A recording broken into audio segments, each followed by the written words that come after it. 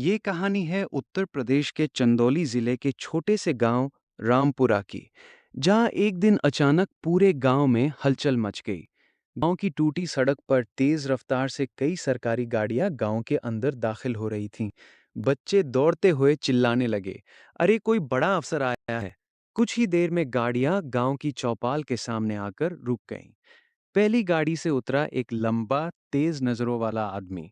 काले चश्मे, सफेद कुर्ते और चेहरे पर ऐसा रौब कि लोग खुद रास्ता छोड़ दें। वो था आईएएस अधिकारी आदित्य शेखर। पूरा गांव उसे हैरानी से देख रहा था। लेकिन भीड़ के एक कोने में खड़ी एक औरत बिल्कुल शांत थी।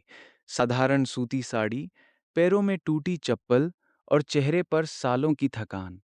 उसका नाम था गौरी। उसी गौरी को देखकर शायद ही कोई सोच सकता था कि कभी यही औरत इस बड़े अफसर की पत्नी हुआ करती थी। हाँ, 8 साल पहले आदित्य और गौरी पति पत्नी थे, लेकिन आज दोनों के बीच सिर्फ खामोशी बची थी। आदित्य की नज़र अचानक गौरी पर पड़ी। कुछ पल के लिए उसकी आंखें वहीं रुक गईं, लेकिन अगले ही पल उसने नज़र फेर ली, जैसे वो उसे पहचानता ही न हो। गांव वालों को 8 साल पुराना वो दिन याद आ गया। उस दिन पूरा गांव खुशी मना रहा था, क्योंकि गांव का लड़का आदित्य आईएएस बन गया था। ढोल बज रहे थे, मिठाइयाँ बांटी जा रही थीं। सबसे ज्यादा खुश गौरी थी। उसने अपने हाथों से पूरे गांव में लड्डू बांटे थे। लेकिन अचानक चौपाल के बीच आदित्य ने ऊंची आवाज में कहा, अब मेरी जिंदगी बदल चुकी है। पूरा चौपाल शांत हो गया। गौरी ने मुस्कुराकर पूछा, क्या हुआ? आदित्य ने ठंडी आवाज में कहा, मैं अब बड़ा अफसर हूं और तुम सिर्फ गांव की अनपढ़ औरत। ये सुनते ही लोगों के चेहरे उतर गए। गौरी की आंखें भर आईं। लेकिन आदित्य यहीं नहीं रुका। उसने जेब से तलाक के कागज निकाले और बोला, इन पर साइन कर दो। गांव के बुजुर्ग कांप उठे। बेटा ऐसा मत कर। लेकिन आदित्य पर घमंड चढ़ चुका था। गौरी कुछ पल तक उसे देखती रही। फिर उसने कांपते हाथों से कागजों पर साइन कर दिए। उसकी आंखों से आंसू गिर रहे थे, लेकिन उसने सिर्फ इतना कहा, भगवान करे तुम्हें दुनिया की हर खुशी मिले। और उसी दिन आदित्य गांव छोड़कर चला गया। समय गुजरता गया।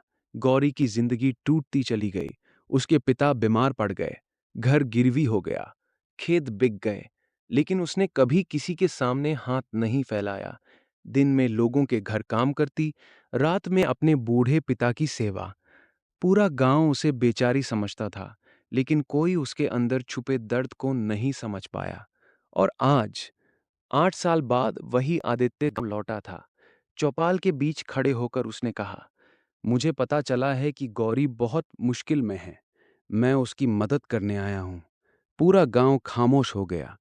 गौरी धीरे से आगे आई और बोली, साहब, गरीब हूं, लेकिन किसी का एहसान नहीं चाहिए। आदित्य पहली बार थोड़ा असहज हुआ। तभी गांव के बुजुर्ग रामदीन चाचा आगे आए।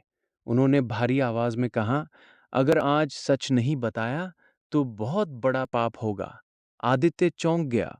कौन सा सच? रामदीन चाचा की आंखें भर आईं। उन्होंने कहा, जिस औरत को तू अनपढ़ समझकर छोड़ गया था, उसी औरत ने तुझे आईएएस बनाया था। पूरा चौपाल सन्न रह गया। आदित्य की आंखें फैल गईं।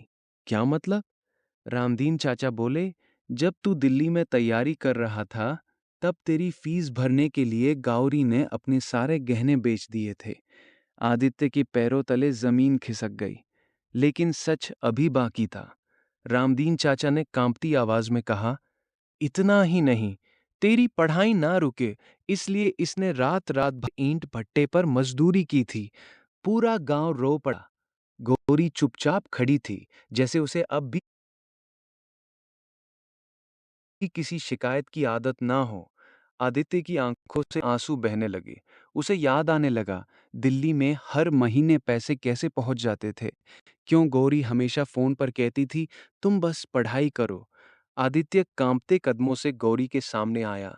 उसकी आवाज टूट चुकी थी। मैंने तुम्हें पहचानने में बहुत बड़ी गलती कर दी। गौरी की आंखों में भी आंसू थे, लेकिन उसने धीरे से कहा, जिस रिश्ते में घमंड आ जाए, वहां प्यार धीरे धीरे मर जाता है। पूरा चौपाल खामोश था। उस दिन पहली बार आदित्य को समझ आया, डिग्री इंसान को बड़ा अफसर बना सकती है, लेकिन त्याग ही उसे बड़ा इंसान बनाता है।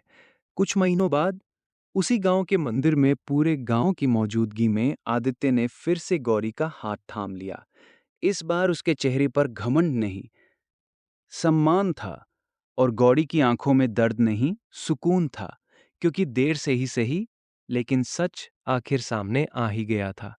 कहानी अच्छी लगी हो तो लाइक सब्सक्राइब जरूर करें प्लीज। जय हिंद।